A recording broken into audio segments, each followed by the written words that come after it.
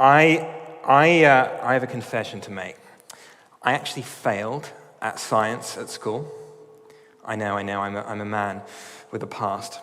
But tonight, what I want to do is to talk about a very basic, a very key scientific principle that even I can understand. Is that okay? Brilliant. So the scientific principle is this. If I take myself down to the hospital and I walk into a COVID ward, and I walk into that COVID ward and I've got no protection from COVID whatsoever. I've got no visor, no mask, no PPE, no hand sanitizer, no vaccine, nothing. Perhaps I didn't have Boris's mobile number either. And so I walk into the COVID ward without any protection whatsoever. I'm very, very likely to get COVID, aren't I? We all know that COVID is highly contagious. The past year has all been structured around this fact that sickness is contagious. It's affected everything about our lives. So sickness is contagious, but wellness isn't contagious, is it? I mean, if I went into the hospital, if I went into the COVID ward, sort of science expert that I am, and I go in and I'm like, I'm going to make these people well. I'm going to cough all over them with my wellness virus, and they're going to become well. That's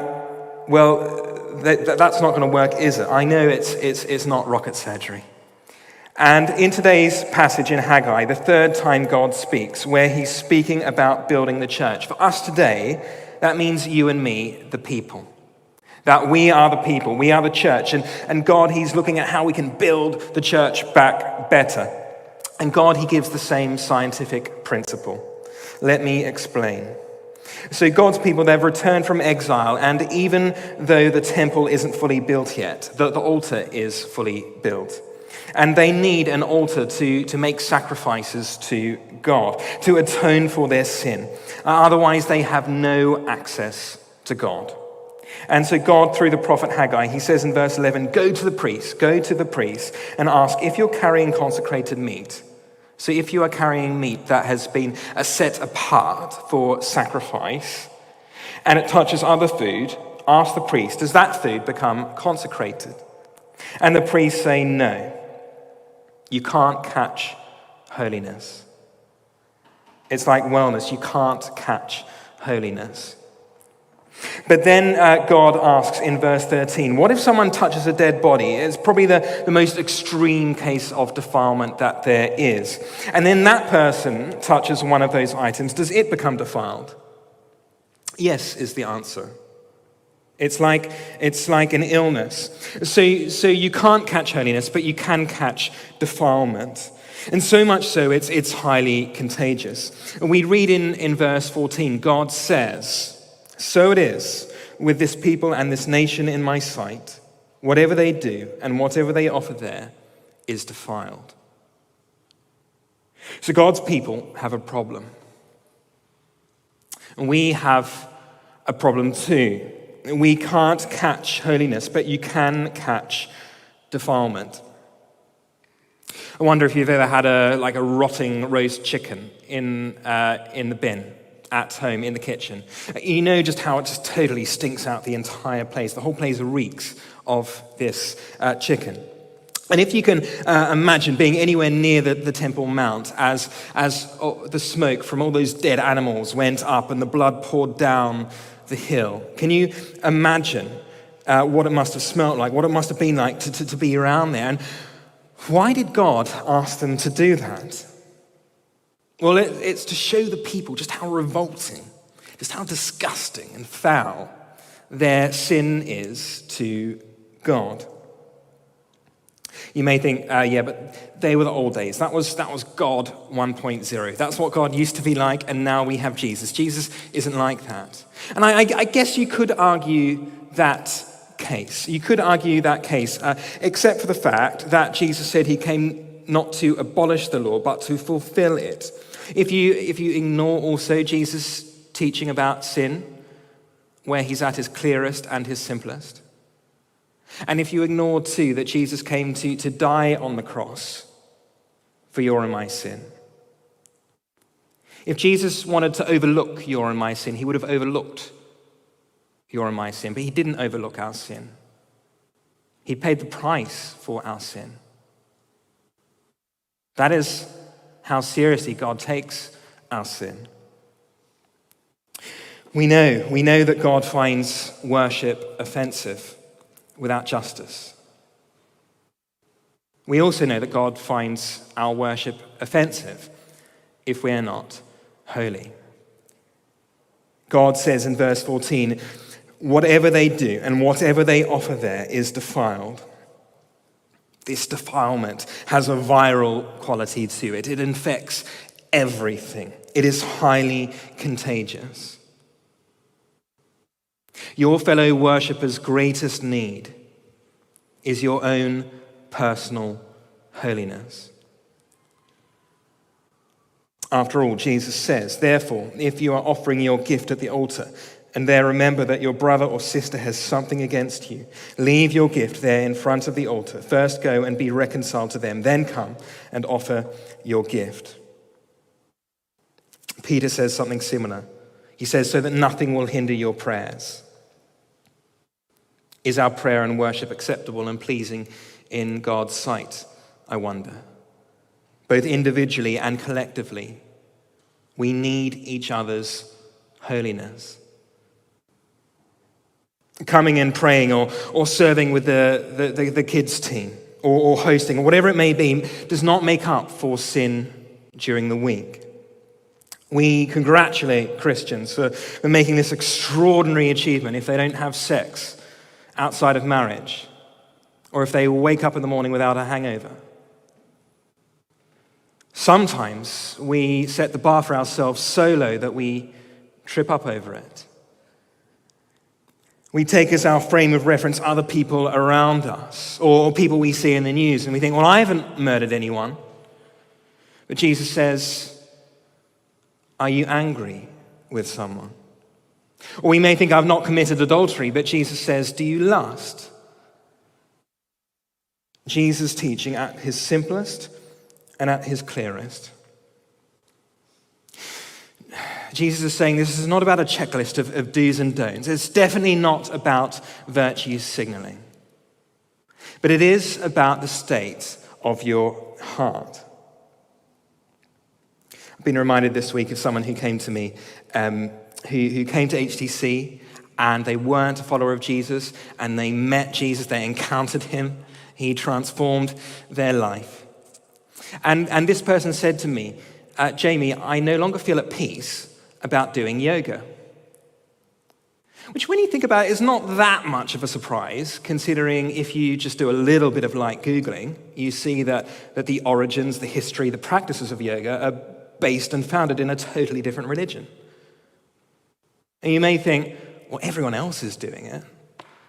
Well, that's not really a good enough reason, is it? Without first giving it some careful thought. God says over and over in Haggai, give careful thought. In chapter 1, he says, verse 5, give careful thought to your ways. In verse 7, he says, give careful thought to your ways.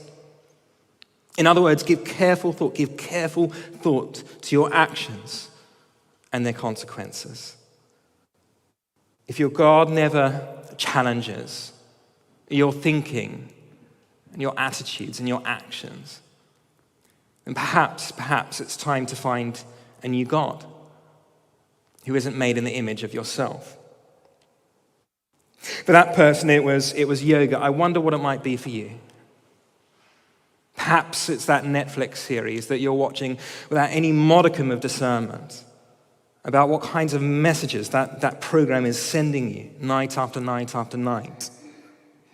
Perhaps it's greed, your thoughts life, words you use, maybe sexual purity, jealousy, apathy, anger, a whole range of actions that you've never once given careful thought to before.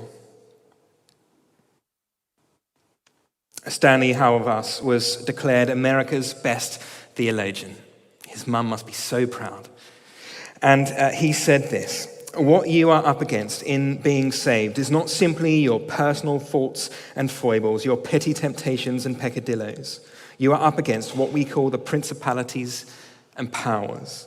Evil is large, it's cosmic, it's organized, subtle, pervasive, and real. The powers never appear as evil and coercive. The powers always masquerade as freedoms that we have been graciously given, or as necessities that we cannot live without. This is a call. It's a call for us to be discerning, to give careful thought, to give careful thought to your sin, to give careful thought to your defilement, give careful thought to your ways. Are they holy ways? You don't drift into holiness. You very easily drift into sin. You drift into defilement. But holiness has to be planned. You have to give it careful thought. You have to choose it. The flip side of asking whether our worship, whether our prayer is acceptable and pleasing to God, I guess the flip side of that is asking, how's worship for you at the moment? I mean, perhaps you're going through a dry patch. Perhaps there's other things going on for you. But if you've had that sense of just God's blessing being removed, of losing that joy in following Jesus, a deadening, a hollowing out, a spring in your step, all that stuff just being taken away from you, it might just be time to take careful thought about your life. It might be time to ask, am I cheapening the grace that has been given to me? The journalist Ben Sixsmith, who is not a follower of Jesus, he recently wrote in The Spectator. He wrote after the fall of a Christian leader. And he wrote this. He wrote about what he calls the ... with a twist of Christianity trend, where Christians seem to look exactly like non-Christians, but with a twist of Christianity. And he writes, so if Christianity is such an inessential add-on, why become a Christian? He goes on, I'm not religious, so it is not my place to dictate to Christians what they should and should not believe. Still, if someone has a faith worth following, I feel that their beliefs should make me feel uncomfortable for not doing so. If they share 90% of my lifestyle and values, then there is nothing especially inspiring about them. Instead of making me want to become more like them, it looks very much as if they want to become more like me. Do you see here how fascinating, how transforming the church would be if it was being what it's supposed to be? C.S. Lewis once wrote in a letter, how little people know who think that holiness is dull. When one meets the real thing, and perhaps like you have only met it once, it's irresistible. That was true of Jesus, wasn't it? It's irresistible. Lewis goes on, if even 10% of the world's population had it, will not the whole world be converted and happy before the year's end? A minority, a remnant, a small minority that makes a huge impact. Haggai's already called the people the remnant twice, and God himself has described these people as the remnant, the core of God's people. They've returned from exile in Babylon to Jerusalem. They've come back to restore the temple, the place of God's presence. And the defining characteristic of these people is to be their holiness, the holy remnant. We get distracted.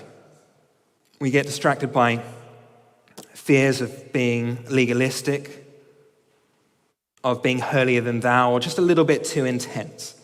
And all the while we miss out on what God has won for us on the cross, what God wants for us, a purity that makes people want to become like Jesus. A provocative purity that doesn't repel, but attracts. What use are we to the world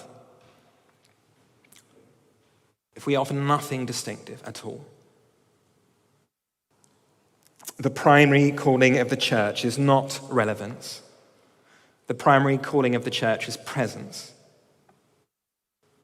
It's the presence of God, and it's also to be present in the world. And it is the presence of God not filling bricks and mortar and stone, but God's holy people, a holy remnant that is going to change the world. Peter said, you are a royal priesthood, so start to act like it. Can I encourage you today, tonight, this week, to have a look at 1 Peter 2 and see the impact of what that means on the people around you. That as the royal priesthood, that you and I, we bring people to God. We bring God to people because we have been changed by Jesus. It's time for us to get serious, to get real, that this is our identity. This is about who we are. Jesus, he has made us holy. But what happens in exile? Well, there's at least a degree of compromise with your surroundings. But God, he doesn't want compromise. He doesn't want complacency. He doesn't want mediocrity. In the Old Testament, when someone who is unclean touches someone clean, the clean person is contaminated. What we see in the New Testament is that when Jesus comes across a leper or someone who's sick, someone who needs healing, Jesus doesn't get contaminated, but the person who needs healing gets healed, and they receive the blessing of Jesus Christ. And this is the power of the cross. Now, you and I, we are not Jesus. But in Jesus, we have what we have in him, we have to offer the world. What we have going on inside of us, we have to offer people. So what have you got to offer? What is it that's going on inside of you? Have you caught Jesus' holiness?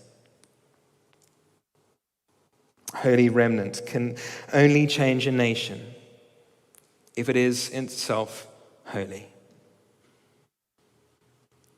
If we're going to free Clapham from its idols, then we too need to be free from those idols. So we need to give careful thought. That's what God says again. He says it again in verse 15. Now give careful thought to this from this day on. Consider how things were before one stone was laid on another in the Lord's temple. He talks about the blessing that they missed out on. They missed it. They actually received a curse. We read in verse 16 that when anyone came to a heap of 20 measures, there were only 10. When anyone went to a wine vat to draw 50 measures, there were only 20. I struck all the work of your hands with blight, with mildew and hail. Yet you did not return to me, declares the Lord. Where's the hope? In an agricultural society, these people, they missed out on all the blessing that God wanted for them. And like I was saying before, it's worth us considering if there's that sense of missing out on God's blessing. It's worth us giving careful thought. Maybe you've known that blessing before, and you just know it's gone. You don't know the presence of God anymore. Give careful thought. God, he wants to bless all nations through Jesus Christ. That was always the point of the remnant. That was always the point of God's people. As the blessing would come to them, the blessing would flow through them.